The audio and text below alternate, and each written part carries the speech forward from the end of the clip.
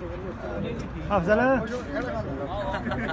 बकर भाई जी सर मैं नाल आ जनाब ਤੁਹਾਡੇ नहीं तुसी ठीक हो वाह वाह वाह अच्छा सही। ये जनाब उस्ताद अकबर साई साहब हैं, मौज़म साहब को शागिर्द करने जा रहे हैं। ये देखें जी सर शुरू करें बिस्मिल्लाह फोटो बनाओ माशाल्लाह जी माशाल्लाह जी तालियां जी मुबारक हो मुबारक हो जी मुबारक हो माशाल्लाह माशाल्लाह बहुत बहुत मुबारक जनाब बहुत बहुत मुबारक।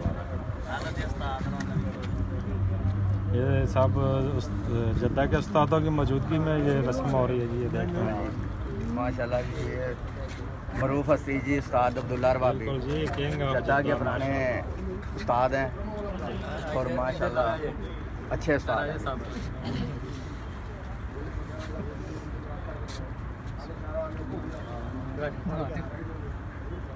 सर थोड़े से पीछे माशाल्लाह माशाल्लाह जी तालियां जी क्या बात है उस्ताद अकबर जी जिंदाबाद।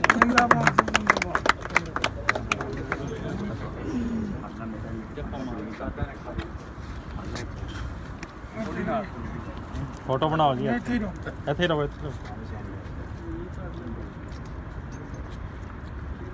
और उस्ताद लोग भी आओ जी सारे सामने उन्होंने मौजूदगी होनी जरूरी है। राज साहब इधर आओ ना जवेद